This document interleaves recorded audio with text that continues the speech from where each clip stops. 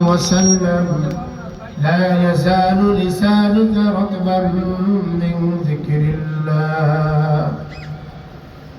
عن أبي سعيد الخدري رضي الله تعالى عنه أن رسول الله صلى الله عليه وسلم أي العباد أفضل من ذكر الله تعالى الذاكرون الله كثيرا والذاكرات. وقال تعالى إن الله وملائكته يصلون على النبي يا أيها الذين آمنوا صلوا عليه وسلموا تسليما. اللهم صل على سيدنا ونبينا وشفيعنا وحبيبنا ومولانا محمد صلى الله عليه وعلى آله وأصحابه وبارك وسلم. সবাই জবান খুলে মুহাব্বতের সহিত পড়ি اللهم صل على سيدنا ونبينا وشفيعنا وحبيبنا ومولانا محمد صلى الله عليه وعلى آله وأصحابه وبارك وسلم. بلغ العلا بكماله كشف الدجى بجماله حسنت جميع خصاله صلوا عليه وآله. ذكر حقا مدغ زائر حرا مرحبا بات إدل مجون روحرا لا إله إلا الله لا إله إلا الله لا إله إلا الله لا إله إلا الله لا إله إلا الله لا إله إلا الله محمد رسول الله صلى الله عليه وسلم. আলহামদুলিল্লাহ, বাগেরহাটের প্রাণকেন্দ্র ঐতিহ্যবাহী বাগেরহাট এই মৎস্য বাজার কর্তৃক আয়োজিত ঐতিহাসিক তাফসীরুল কোরআন ও হালকা জিকির মাহফিলের সম্মানিত শ্রদ্ধাভাজন সভাপতি, আমাদের সকলেরই প্রিয় ব্যক্তিত্ব, বিশেষ করে আমার অত্যন্ত শ্রদ্ধাভাজন উস্তাদ সমতুল্য বাগেরহাটের আলেমদের শিরোমণি প্রবীণ আলেম, আমাদের প্রিয় মানুষ জনাব আলহাজ হযরত মাওলানা শাহজাহান সাহেব দামাত বরকাতুহু আলিয়া, সকলেই দোয়া করছি আল্লাহ তাআলা আমাদের শায়েখের হুজুরের হায়াতের মধ্যে আল্লাহ তাআলা নেক হায়াতে তৈয়বা দান করুক, সকলে বলি আমিন। আজকের মাহফিলের সম্মানিত উপস্থাপক, অত্যন্ত সুললিত কণ্ঠে কোরআন তেলাওয়াত শুনলাম এবং তারাবির হাফেজ ইমদাদুল্লাহ সাহেবের কণ্ঠে অত্যন্ত হৃদয় কারা একটি হামদে বারি তাআলা শুনলাম। হযরত উলামায়ে কেরাম, সম্মানিত প্রধান অতিথি, বিশেষ অতিথিবৃন্দ, বিভিন্ন উলামায়ে কেরাম, আমার প্রাণ প্রিয় আমার এই মৎস্য বাজারের ভাইরা, যেই জায়গাটা শুধু কেনা বেচা বিভিন্ন রকম দুনিয়ার দরবার নিয়ে চলে, সেই জায়গাটা আজকে জান্নাতের টুকরা, চিল্লায় বলি আলহামদুলিল্লাহ। এত সুন্দর পরিবেশ, এত সুন্দর আয়োজন, সারা বাগেরহাটে একটা আলোড়ন সৃষ্টি হয়েছে বাজারের এবছরের মাহফিলটি। আল্লাহ তাআলা গতকালকে যে আলোচনা হয়েছে, দূর থেকে কিছু সময় শোনার সুযোগ পেয়েছি, ভিন্ন একটু ইসলামিক ব্যস্ততার কারণে সময় নিয়ে সেভাবে, কিন্তু অনেক চমৎকার আলোচনা গতকালকে যে আলোচকবৃন্দ করেছেন, আজকেও অত্যন্ত দামি আলোচকবৃন্দ রয়েছেন। আমরা স্থানীয় আপনাদের দোয়া নেওয়ার জন্য, বিশেষ করে আমার শায়েখের দোয়া নেওয়ার জন্য এখানে আসা। আমার প্রিয় ভাইরা, আজকের এই যে জায়গাটা অত্যন্ত দামি জায়গা, যে জায়গাটা আপনারা আমাদের মহতারাম সভাপতি মহোদয়ের অনুপ্রেরণায়, তার দিক নির্দেশনায় এত সুন্দর একটি জান্নাতের টুকরা আয়োজন করছেন। আমি দিল থেকে আপনাদের জন্য গুনাহগার দোয়া করছি, আগামীতে যেন এই মাছ বাজারের ভাইয়েরা আরো সুন্দর সুন্দর দিনই প্রোগ্রাম আরো হৃদয় দিয়ে করতে পারে সকলেই বলে আমি। কারণ কি, এত সুন্দর আয়োজন করতে গেলে কলিজা লাগে। আলহামদুলিল্লাহ, আল্লাহ তাআলা আমাদের শাইখের বদৌলতে একটা পরিবেশ আমাদের মৎস্য বাজারে তৈরি হয়েছে, যেটা আমি মাঝে মাঝে বাজারে এসে দেখি নামাজের সময় হলে আমাদের ভাইদের দোকানগুলি আল্লাহর পরে তাআক্কুল করে সবাই মসজিদমুখী হয়ে যায়। এটা একটি অত্যন্ত ভালো দিক, সকলেই বলে আলহামদুলিল্লাহ। প্রিয় ভাইরা, আল্লাহ তাআলা আমাদের যে আয়োজন করার সুযোগটুকু দান করছেন, ইখলাসওয়ালা নিয়তের সাথে আমরা যদি আয়োজনটা করতে পারি একমাত্র আমার মাওলার সন্তুষ্টির জন্য, এই সমস্ত কাজের মধ্যে আল্লাহর জমিনের মধ্যে দুই ধরনের মানুষ দামি। কয় ধরনের ভাই? এক ধরন হলো যারা কোরআন শিক্ষা করে এবং কোরআন শিক্ষা দেয়। আজকে আমরা এখানে কোরআন শিক্ষা নেওয়ার জন্য বসেছি, আর উলামায়ে কেরাম যারা আসবেন তারা কোরআনুল কারীম থেকে, যেহেতু তাফসীরুল কোরআন মাহফিল, কোরআন থেকে ওনারা শিক্ষা আমাদেরকে দিবেন।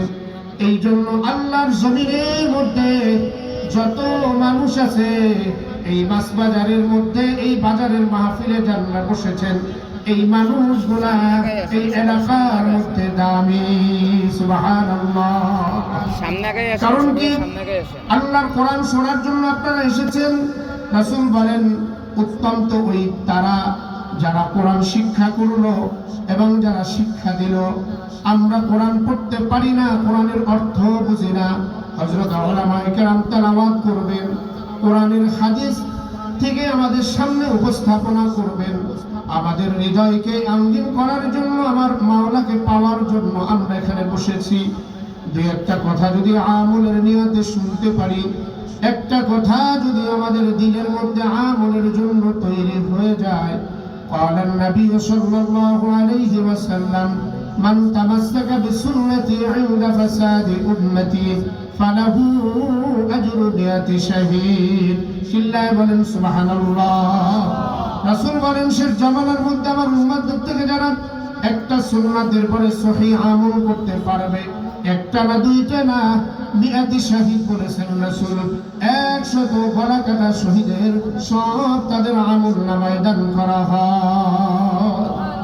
আজকে যার নামে মাহফিল আল্লামা রুহুল আমিন বশিরউদ্দিন রাহিমাহুল্লাহ, তার জীবনী পড়লে দেখা যায় ফুরফুরার বিশাল হুজুর, আল্লাহু আকবার, উনি তাকে এমন ভাবে মর্যাদা দিতেন। একবার ওনার মাজলিসের মধ্যে আল্লামা রুহুল আমিন রাহিমাহুল্লাহ আগমন করলেন, হুজুর দাঁড়িয়ে গেলেন। সমস্ত মুরিদরা জিজ্ঞাসা করলো, হুজুর আপনি কেন দাঁড়ালেন? সে তো আপনার খলিফা, সে তো আপনার মুরিদ। হুজুর বললেন আমি তাকে দেখে দাঁড়াইনি, আমি তার ইলম, আল্লাহর কাছে দামি ইলম অর্জন করেছি, এই ইলমটা দেখে আমি তার ইলমের সম্মানে দাঁড়িয়েছি। সুবহানাল্লাহ। এরকম অনেক ঘটনা তার দেখলাম।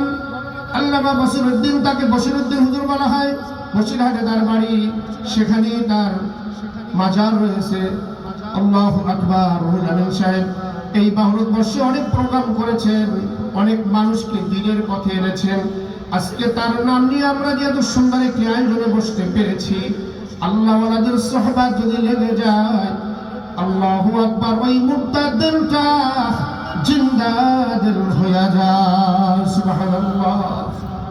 সোহবতে সালে তারা সালে কুরআন, সোহবতে তালে তোরা তালে কুরআন।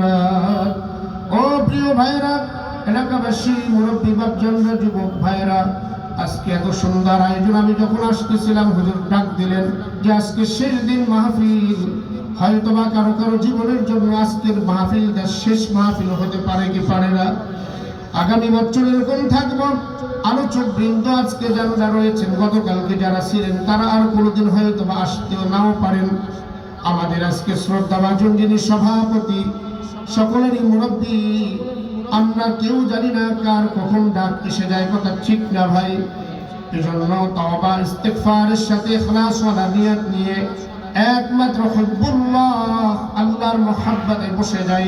নিয়তকে খালিস করে যাদের কানে মাইকের আওয়াজ পৌঁছেছে, কিয়ামতের ময়দানে আল্লাহ রাব্বুল আলামিন বান্দাদেরকে ছোট্ট ছোট্ট উসিলা করে মাফ করে দিবেন।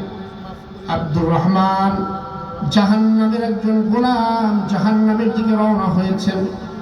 আল্লাহ তাআলা তার নেককার প্রিয় বান্দা ফলপট্টির এই বাজার ভাইদের আয়োজনে মাহফিলে বসে কিছু সময় দ্বীনের কথা শুনছিল। রাত্রে যখন আখিরি মোনাজাত হয়, চোখের পানি ফেলায়া আল্লাহর কাছে একটু ক্রন্দন করেছিলেন। আল্লাহ তাআলা ওই চোখের পানিটা এত দাম দিয়েছেন, ওই চোখের পানির বদৌলতে ওই বান্দাকে আল্লাহ মাফ করে দিয়েছে। সুবহানাল্লাহ। আল্লাহ তাআলা ডাক দিয়েছে আব্দুর রহমান, কিন্তু গুনাহগার গোলাম মনে করছেন আল্লাহ আমাকে ডাক দিয়েছেন। ওই গুনাহগার গোলাম জাহান্নামের একদম কিনারায় দাঁড়ানো। হঠাৎ করে আল্লাহ রাব্বুল আলামিনের ডাক শুনে আল্লাহর ডাকের দিকে সাড়া দিলেন। তখন আল্লাহ বললেন, আমি তো তোমাকে ডাকি নাই, তুমি তো গুনাহের মধ্যে ছিলা। তাস জুয়া মদ বিভিন্ন রকম দিনের আয়োজন থেকে দূরে ছিলা। আজকে এত বড় আয়োজন, তুমি ঘরের মধ্যে বসেছিলা, টিভির সামনে ছিলা, ক্যারাম বোর্ডের ঘরে ছিলা, চার দোকানে আড্ডা দিছিলা। আমি তোমাকে ডাকি নাই, আমি ডাকছি ওই যে আমার গোলাম আমার দ্বীনের মহাব্বতের রাত জেগে জেগে কিছু সময় দ্বীনের কথা শুনছিল, জাকিরিনদের সাথে বসছিল। জাকিরিনদের মর্যাদা কত বেশি! রাসূল বলেন, সাবিকুনাল মুফরিদুন সাবিকুনাল মুফাররিদুন। এর বর্ণনা একটু পরে ইনশাআল্লাহ বলার চেষ্টা করব। যে তারা অগ্রগামী, তারা হালকা হয়ে যায়। কোন ব্যক্তিরা হালকা হয়ে যায়? কারা বেশি অগ্রগামী?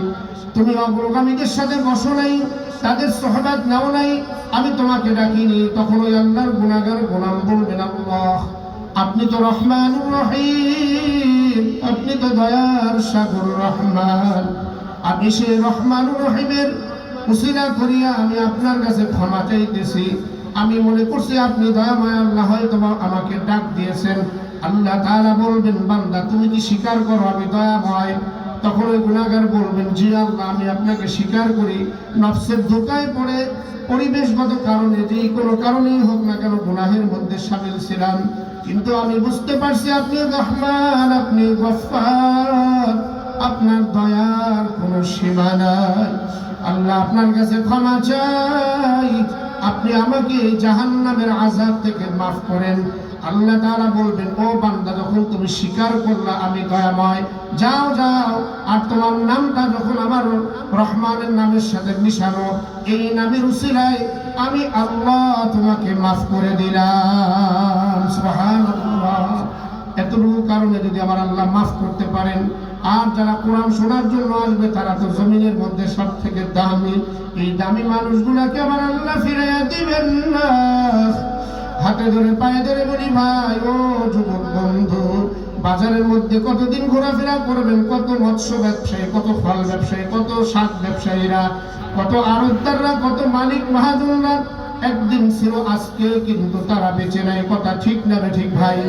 আজকে আপনারা যারা বসছেন একসাথে দোকানদারি করতেন, এমন মানুষের জানাজা কিন্তু আমার হুজুর পড়িয়েছে, তাকে লাশ হিসেবে কাঁধে নিয়ে আপনারা গোরস্থানে গিয়েছেন। কথা ঠিক না ঠিক? আজকে এই যে মানুষগুলো আমার পরিচিত অত্যন্ত মহাব্বতী মানুষগুলো, যে ভাইদেরকে দেখতে পাচ্ছি, আহা দেখা হলেই একে অপরকে আমরা সালাম দেই। এমন একদিন আসবে বাজারে ঘোষণা হয়ে যাবে, মাহফুজুর রহমান আর জমিনের মধ্যে নাই। আফসোস করা ছাড়া, দোয়া করা ছাড়া আর কোনো উপায় নাই। কথা ঠিক না ঠিক? ও বন্ধুরে, এত সুন্দর আয়োজন আমরা নেকের দ্বারা আল্লাহর কাছে ক্ষমা পাইতে পারবো না, কারণ আমাদের সেজদা দুর্বল, আমাদের চক্ষু না পাক, আমাদের কর্ণ না পাক, আমাদের দিলটাও না পাক, আমাদের সমস্ত শরীরটা না পাক। আজকে যদি রাসূল দোয়া না করতেন, জমিন আমাদেরকে গ্রাস করিয়া ফেলতো। কথা ঠিক না ঠিক? কারণ আমাদের যে পরিমাণ গুনাহ হয়, আমরা চলতে গুনাহ, উঠতে গুনাহ, ঘরের মধ্যে গুনাহ, পর্দা পশিদা নাই, হালাল নাই, হারাম নাই, মাপ জোপে আমরা ঠিক মতো দেই না। কথা ঠিক না ঠিক? মানুষকে অনেক সময় ধোঁকা দিয়ে দেই। আল্লাহু আকবার। মাছ বাজারের ভাইরা, সবজির ভাইরা, ফল দোকানদার ভাইরা, কষ্ট নেবেন না। অনেকে এমন সময় ফরমালিন মাছও মানুষকে ধরায় দেই, বুঝে দিই বা না বুঝে দিই, ব্যবসার খাতিরে দিয়ে দিই, ফল এরকম বিক্রি করি। আল্লাহ রাব্বুল আলামিন কিন্তু ব্যবসাকে হালাল করেছেন। আল্লাহু আকবার। সুদকে আমার মাওলা হারাম করছেন। কথা ঠিক না ঠিক ভাই? ভয় করতে হবে কাকে? চিল্লায় বলে কে দেখে আর কেউ দেখুক, না দেখুক, আমার আল্লাহ সব কিছু দেখেন। আমার আল্লাহ সত্তার, আমার আল্লাহ গফফার, আমার আল্লাহ সামিউ, আমার আল্লাহ সব কিছু শোনেন, সব কিছু জানেন। কে? সেই আল্লাহকে কিন্তু ফাঁকি দেওয়া যাবে না। আল্লাহর ওলির দরবারে এমন একজন গরিব মানুষ, আল্লাহু আকবার, জীর্ণ শীর্ণ চুল, কাপড় চোপড় তেমন ভালো না, খুব গরিব মানুষ, আল্লাহ ওলির দরবারে আছেন। আল্লাহ এমন আছে না কিছু মুসল্লি যেটা আমার শাইখের কাছে অনেক পছন্দনীয়, কিন্তু গরিব মানুষ আছে না নাই ভাই? কিন্তু সে নামাজ পড়ে, সে সুন্দরভাবে রোজা রাখে, সে মালে ঠকায় না, সে এরকম ক্রেতার পরে জুলুম করে না। আল্লাহু আকবার। আল্লাহওয়ালা যারা, হক্কানি আলেম যারা, তারা কিন্তু ওই মানুষগুলোকে বেশি মহাব্বত করে। কথা ঠিক না বেঠি? আপনি বড় বড় ধরনের টাকাওয়ালা হন না কেন, আপনার ভিতরে যদি ইখলাস না থাকে, ইখলাসওয়ালা মানুষ আপনাকে পছন্দ করবে না। আপনি বড় বড় খাইয়া কিন্তু আলেমদেরকে করতে পারবেন না।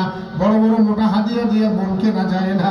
ওই দিলের সাথে দিল যদি সম্পর্ক না থাকে, আল্লাহর সাথে যদি আপনার সম্পর্ক না থাকে, হক্কানি আলেমরাও আপনাকে মহাব্বত করবে না। কথা ঠিক না বেঠি? আল্লাহু আকবার। আল্লাহর ওই বোকা মুরিদকে খুব বেশি মহাব্বত করেন। সকলেই হুজুরের কাছে প্রশ্ন করলো, বিচার দিল, হুজুর আপনি কেন ওর বেশি মহাব্বত করেন? হ্যাঁ, কালকে পরীক্ষা হবে, কেন আমি ওর বেশি মহাব্বত করি? ওর তো চেহারাও ভালো না, ওর তো টাকাও না, ও তো আমার হাদিয়াও দিতে পারে না, কেন ওরে বেশি মহাব্বত করি? কালকে সবাই অমুক জায়গায় একত্রিত হইবা, সবার সামনে একটা ছুরি দিয়া একটা আল্লাহু আকবার মুরগি অথবা পাখি দিলেন, যাও এই মুরগিটা এমন জায়গা দিয়া সবাই করিয়ে নিয়ে আসবা, দুনিয়ার কেউ যেন না দেখে। আল্লাহ আল্লাহ। আল্লাহওয়ালা যারা, যারা আল্লাহর সাথে প্রেম আছে, আহা, তাদের তো চক্ষু, এই চক্ষুরা তাদের দিলের চক্ষু আল্লাহ খুলিয়ে দেয়। জোরে বল সুবহানাল্লাহ।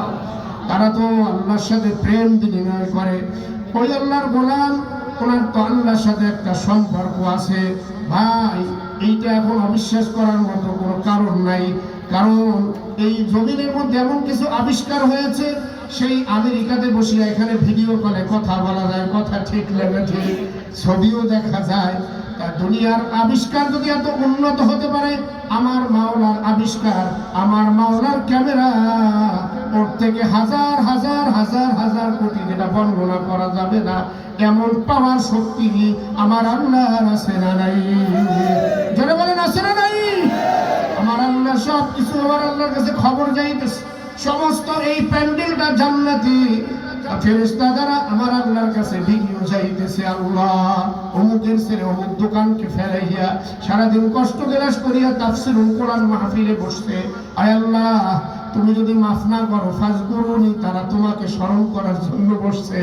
আযকুরুকুম, তুমিও তাদেরকে স্মরণ করো। আল্লাহ তুমি কেমন করে তাদেরকে স্মরণ করবা?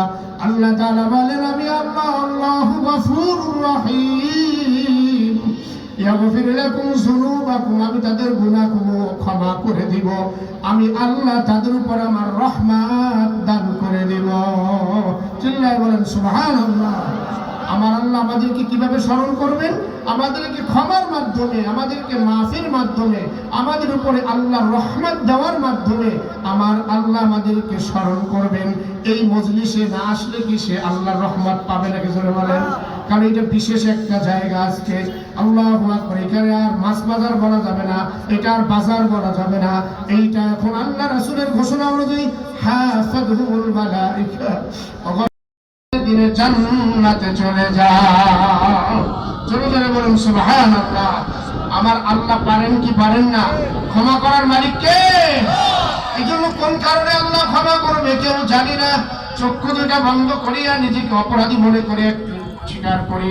আমি আপনাদের খেদমতে সূরা বাকারা থেকে একখানা আয়াতে কারিমা পাঠ করেছি। আল্লাহু আকবার। 27 নম্বর পারা 2 নম্বর পৃষ্ঠা থেকে একটি আয়াতের অংশ বিশেষ পাঠ করেছি। রাসূলুল্লাহ সাল্লাল্লাহু আলাইহি ওয়াসাল্লামের অসংখ্য হাদিস থেকে 2টা টুকরা হাদিস আপনাদের সামনে পাঠ করেছি।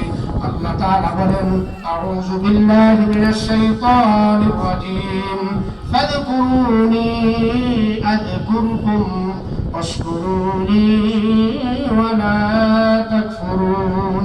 আল্লাহ তাআলা ডাক দিয়ে বলেন, ও বান্দা আমাকে স্মরণ করো, ফাযকুরুনি, তোমরা যদি আমাকে স্মরণ করো, আযকুরুকুম, আমি আল্লাহ তোমাদেরকে স্মরণ করব। জোরে জোরে বলুন সুবহানাল্লাহ। আল্লাহকে স্মরণ করা যায়, মাছ বিক্রি করতেছি, ফল বিক্রি করতেছি, সবজি বিক্রি করতেছি, জবান দান করছেন কে? এই জবানের মধ্যে তখন আল্লাহ আল্লাহ এই জিকির করা যায় কি যায় না? বসে আছি, সুবহানাল্লাহ সুবহানাল্লাহ সুবহানাল্লাহ জিকির করা যায়। আল্লাহু আকবার। জিকিরের মর্যাদা, জিকিরের ফায়দা অনেক বেশি। চিল্লায়ে বলেন সুবহানাল্লাহ। মুসলিম শরীফের 2675 নম্বর হাদিস, وعن أبي هريرة رضي الله تعالى عنه أنه قال قال رسول الله صلى الله عليه وسلم, হযরত আবু হুরায়রা রাদিয়াল্লাহু তাআলা আনহু বর্ণনা করেন, রাসূল সাল্লাল্লাহু আলাইহি ওয়াসাল্লাম একদিন জামাত নিয়ে মক্কার মেঠো পথে রওনা হলেন। হঠাৎ করে আল্লাহু আকবার, একটা জামদান নামক একটা পাহাড়ের নিকট দিয়ে যাচ্ছিলেন। হঠাৎ করে অনেক সংক্ষেপ করে বলতেছে, সময় কম। রাসূল সাল্লাল্লাহু আলাইহি ওয়াসাল্লাম তার সাথীদেরকে উদ্দেশ্য করে বলেন, হে সাথীরা, আমরা যে পাহাড়ের পাশ থেকে যাচ্ছি, এই পাহাড়টা একটা উল্লেখযোগ্য পাহাড়, এইটা তোমরা চিনোনি। অনেকে বললেন রাসূল চিনি। আর একটা বিষয় তোমাদেরকে বলবো, এই পাহাড়টা যেমন উঁচা, এই পাহাড়টা যত বড়, আল্লাহু আকবার, তার চাইতেও এমন কিছু শ্রেণীর মানুষ আছে, তাদের মর্যাদা, তাদের বারাকা, তাদের আল্লাহু আকবার এর চাইতেও বড় মর্যাদা। সুবহানাল্লাহ। তখন রাসূল বললেন, সাবিকুনাল মুফাররিদুন। মুফাররিদুন কারা? তখন রাসূল বললেন, তোমরা কি জানো ওই সমস্ত ব্যক্তিরা অগ্রগামী হয়েছে? তখন সাহাবায়ে কেরাম কখনো রাসূল সাল্লাল্লাহু আলাইহি ওয়াসাল্লামের প্রশ্নের উত্তরে তৎক্ষণাৎ উত্তর দিতেন না, বলতেন আল্লাহ এবং আল্লাহ রাসূল ভালো জানে। মাল মুফাররিদুন ইয়া রাসূলুল্লাহ, মুফাররিদুন কারা? রাসূল বললেন, আয-যাকিরুনাল্লাহ কাসীরান ওয়ায-যাকিরাত। চিল্লায়ে বলেন সুবহানাল্লাহ। ওই নর নারী যারা অধিকাংশ হর হামেশা আল্লাহ পাকের জিকিরের মধ্যে মশগুল থাকে, ওই মানুষগুলা কিয়ামতের ময়দানে জান্নাতি যত কাতার হবে, ওই কাতারের মধ্যে সবার আগের কাতারে থাকবে তারা। সুবহানাল্লাহ। আয-যাকিরুনাল্লাহ কাসীরান ওয়ায-যাকিরাত। আল্লাহু আকবার। এই জন্য জিকির করা লাগবে বেশি বেশি। জিকিরটা অনেকে আমরা ভাগ করে ফেলছি, অমুক পীরের জিকির, অমুক হালকার জিকির, অমুক তরিকার জিকির। ভাই, জিকির হবে কার? সবাই জোরে সোরে বলে কার? এখানে যদি কেউ বলে আমার নামে জিকির করো, এটা সম্পূর্ণ হারাম। কারণ আল্লাহ ছাড়া কারো নামে কোনো জিকির করার কোনো সুযোগ নাই। জিকিরের মধ্যে আল্লাহু আকবার এই খেয়াল পয়দা হওয়া যে আমি আমার মাওলাকে ডাকতেছি, আমার মাওলা আমার ডাক শুনতেছেন।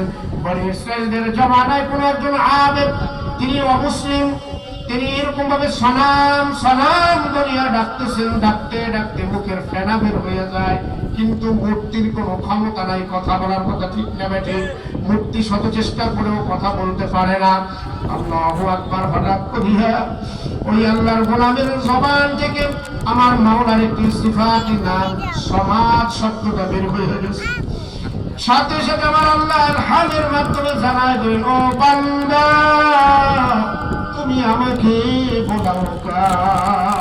আল্লাহু আকবার। তাকে গায়বী ভাবে আমার আল্লাহ জানায় দিলেন, ও বান্দা, তুমি আমারে ডাকলা কেন? তখন উনি যেহেতু বনি ইসরাঈলদের মধ্যে বড় একজন সাধক ছিলেন, ওনার তবকাও ছিল অনেক উপরে। হঠাৎ করিয়া উনি ধ্যান ফিরিয়ে আসলো।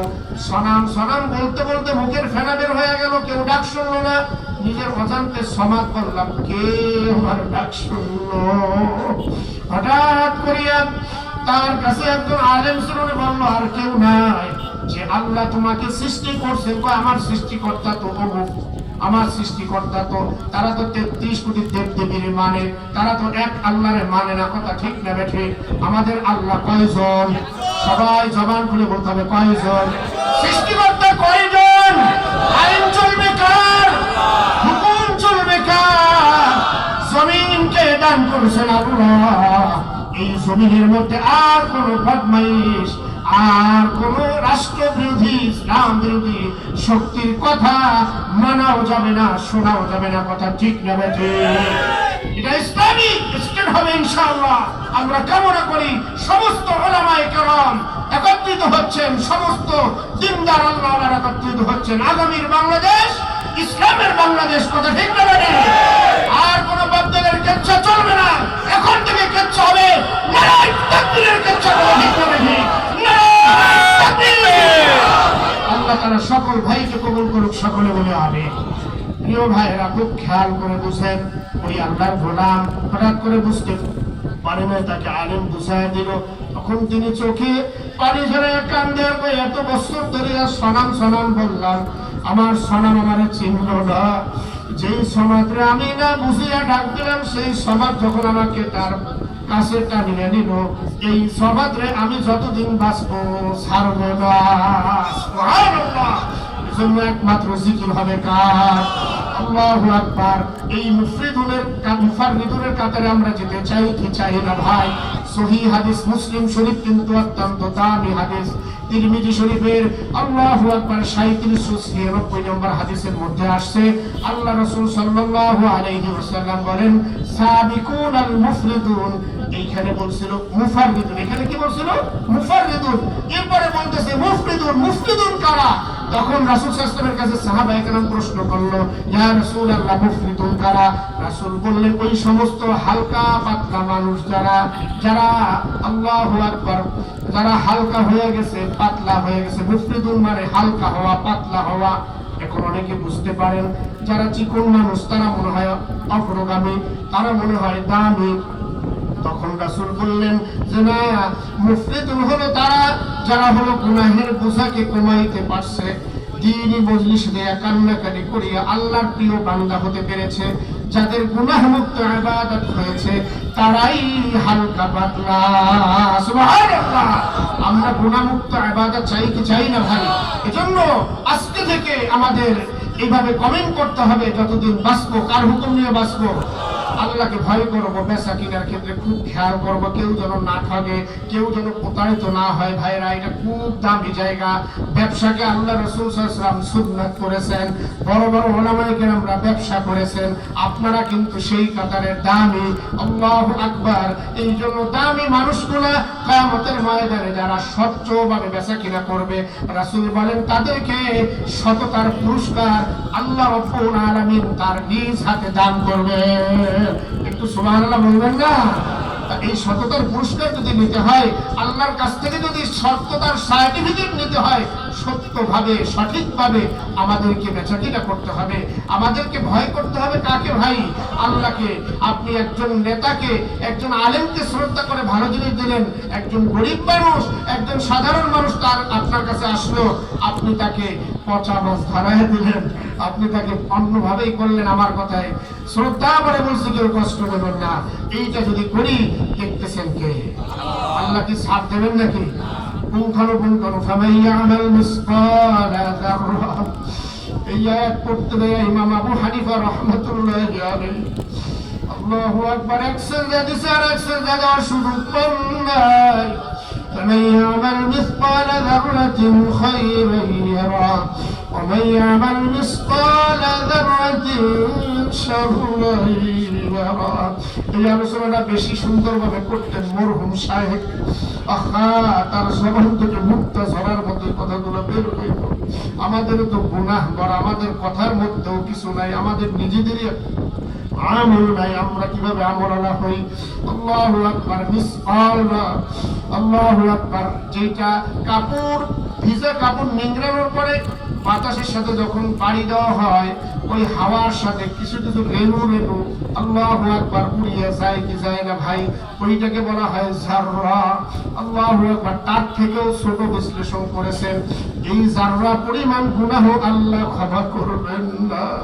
কেমন করে ওই কবরে পাড়ি দিব? হে কবর পথের যাত্রী ভাইরা, হে আমার মাছ বাজারের ভাইরা, হে ফলপট্টির ভাইরা, হে বাজার কমিটির ভাইরা, আমরা তো কবর পথের যাত্রী কি নিয়ে রওনা হইব?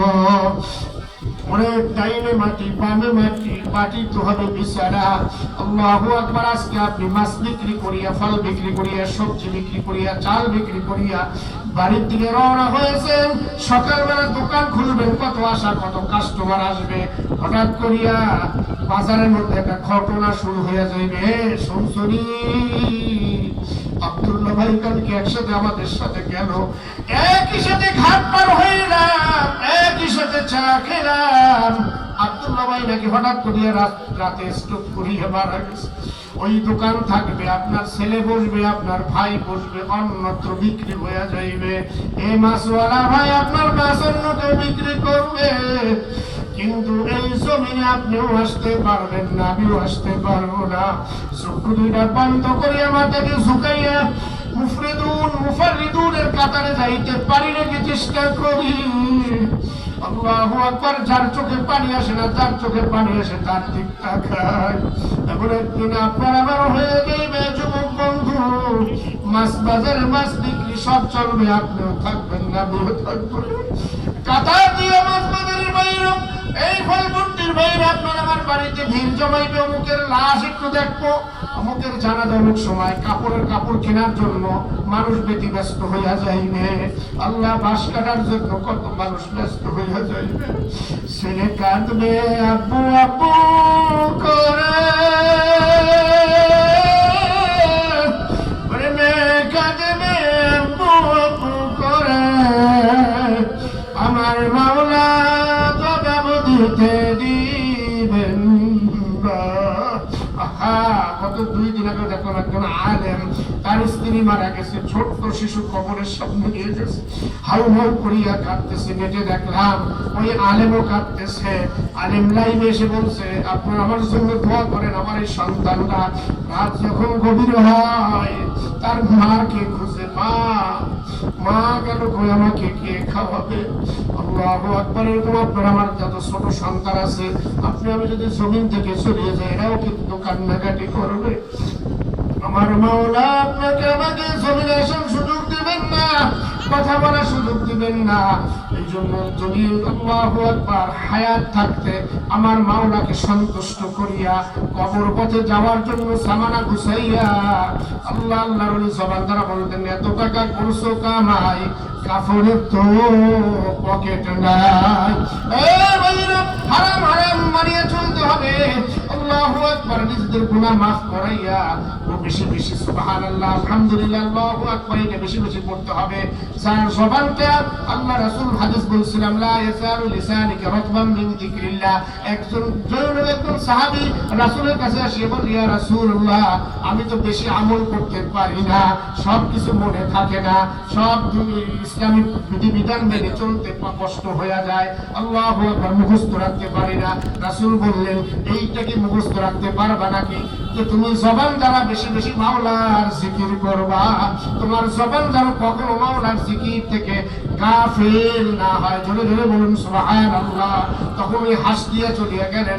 আল্লাহু আকবার। তার জীবনের মধ্যে আসছে, সে মৃত্যুর সময় তার জবান দ্বারা আল্লাহর জিকির করতে করতে জমিন থেকে চলিয়া গেছে। চিল্লায়ে বলেন সুবহানাল্লাহ। এরকম ঘটনা আল্লাহর জমিনের মধ্যে আল্লাহু আকবার আমাদের বাংলাদেশে অনেক জায়গায় ঘটছে কি ঘটে নাই? গত 2 দিন আগে বিশ্ব বুঝুক করিয়া গেলেন। এজন্য জিকির বেশি বেশি করব। যখন সুবহানাল্লাহ, আলহামদুলিল্লাহ, আল্লাহু আকবার জিকির করব, দিলে দিলে খেয়াল করব আমার মাওলা তোমার দিকে কুদরতি ভাবে চাহিয়ে আছে।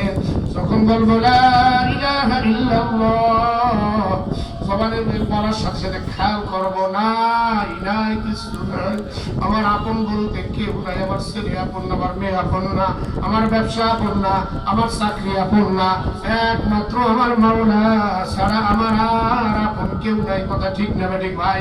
এই খেয়ালে লা ইলাহা ইল্লাল্লাহ বলবো, আর যখন বলবো ইল্লাল্লাহ, ধীরে ধীরে খেয়াল করবো আমার কলবে আল্লাহই আছে, আর কেউ নাই। সব কিছু যদি জুদা করি আমার মাওলাকে কলবের মধ্যে বসাইলাম, আর জবান দ্বারা যখন বলবো আল্লাহ, খুব খোঁজ না রে। এই জবানটা তো আল্লাহ দান করছে, এই জবান তো আমার মাওলা দান করছে। অনেকের জবান আছে কথা বলার শক্তি নাই, এজন্য জবান যখন আল্লাহ দান করছে একটু মাওলারে মন করিয়া ডাকবো। আল্লাহুম্মা সাল্লি আলা সাইয়্যিদিনা ওয়া নাবিয়িনা শাফি'না ওয়া হাবিবিনা ওয়া মাওলানা মুহাম্মদ সাল্লাল্লাহু আলাইহি ওয়া আলা আলিহি ওয়া